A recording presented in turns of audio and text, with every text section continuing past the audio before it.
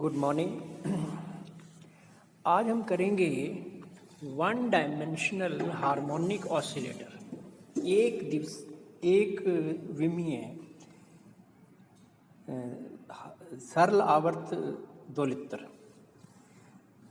तो classical mechanics में आप जानते हैं कि जो वन डायमेंशनल ऑसिलेटर है उसके लिए जो इक्वेशन ऑफ मोशन है वो प्रत्यानयन बल या रिस्टोरिंग फोर्स से लिखी जाती है, F=-kx।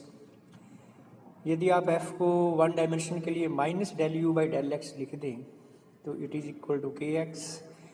ये माइनस से माइनस कैंसिल है। इसको इंटीग्रेट करें तो u=1/2kx² प्लस इंटीग्रल का कांस्टेंट, और ये कहते हुए कि x=0 पर पोटेंशियल एनर्जी 0 है, c=0। यानी पोटेंशियल एनर्जी Vx कहिए या Ux कहिए, that is equal to 1/2kx²।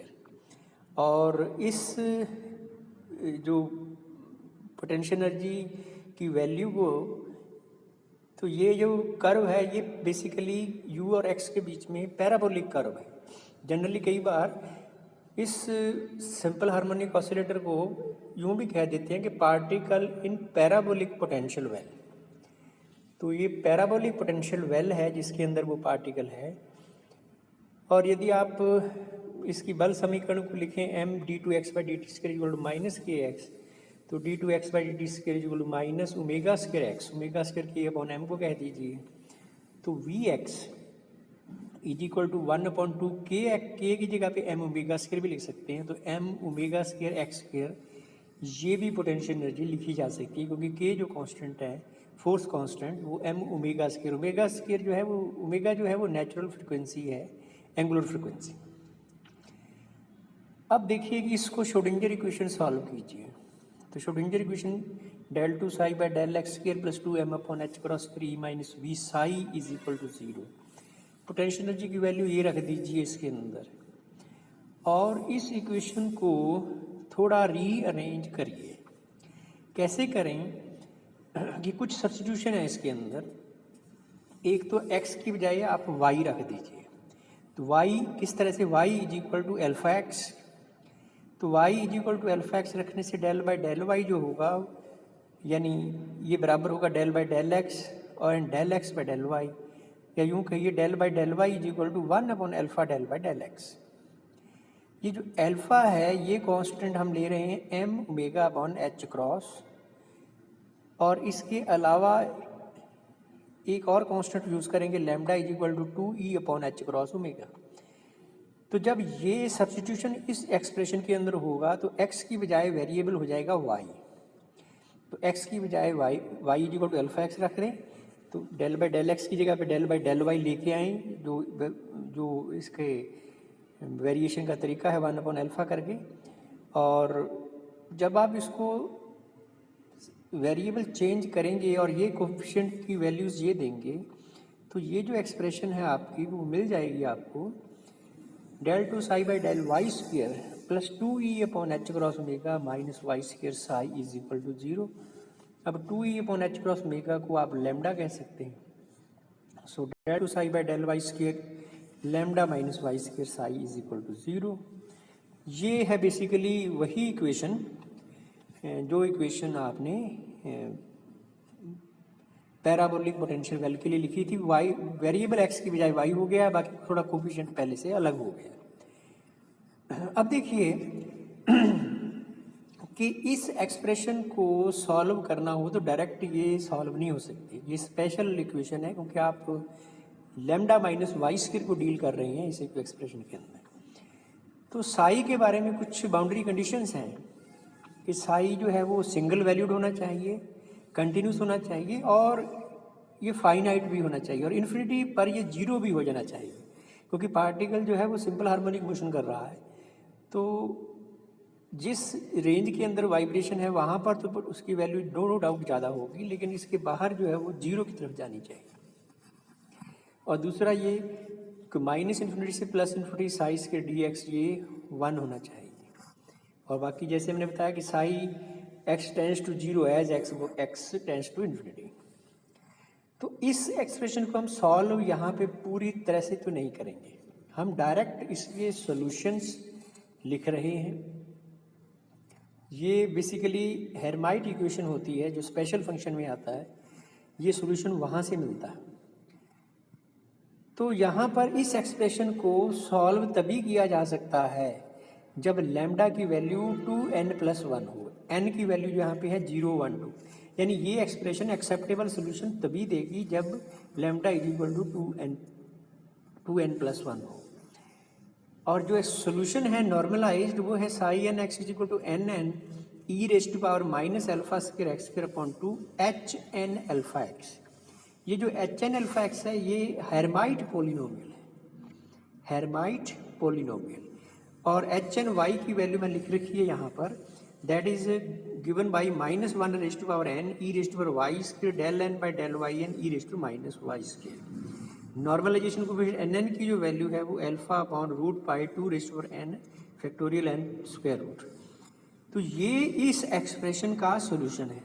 तो यहाँ पे हम डायरेक्ट सॉल्यूशन लिख करके उसको डिस्कस कर रहे हैं, हम इसके सॉल्यूशन का मैथमेटिकल वेरिफिकेशन यहाँ पे नहीं दे रहे। अब देखिए इस सॉल्यूशन का मीनिंग क्या है जो कि हमारे लिए इम्पॉर्टेंट है। एक तो आप कह रहे हैं सब लैम्डा = 2n+1 ही हो सकता है, तो यहाँ पर यदि लैम्डा की वैल्यू रख दी जाए तो 2e/h×ω = 2n+1, ई के पैर में n लिख दीजिए। इसका मतलब ये है कि एनर्जी जो है वो n पे डिपेंड करती है, तो ये होगा h×ω n+12 या h⁻ n+12। अब n की वैल्यू वही 0, 1, 2, 3 वगैरह, तो उससे आप देखिए कि मिनिमम जो एनर्जी है दैट इज़ 1/2 h×ω0। ω0 कह दीजिए नेचुरल फ्रिक्वेंसी को, या ओमेगा कहिए। दूसरी वैल्यू हो सकती है 3/2 h×ω, फिर 5 नेक्स्ट वैल्यू जो है n = 2 के लिए 5/2 h×ω। तो ये है एनर्जी की परमिसिबल वैल्यूज़। और याद रखिए कि न्यूनतम जो एनर्जी है that is not zero, that is 1/2 h×ω0 या 1/2 h⁻।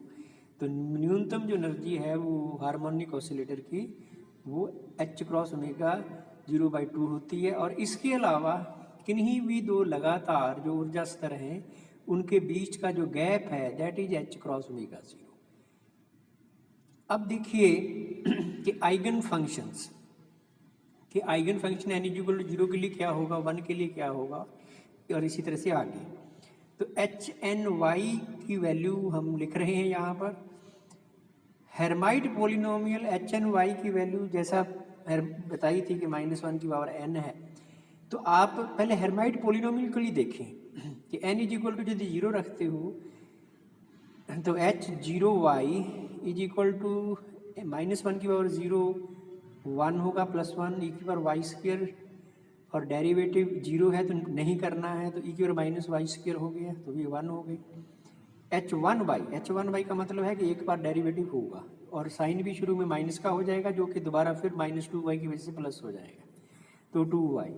n = 2 रखें इसी एक्सप्रेशन के अंदर हेर्माइट पोलिनोमियल की, तो आपके पास मिलेगा 4y² - 2।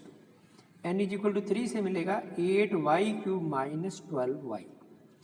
ये इसी में वैल्यूज़ रखने के बाद जो है ये टर्म्स आएंगे।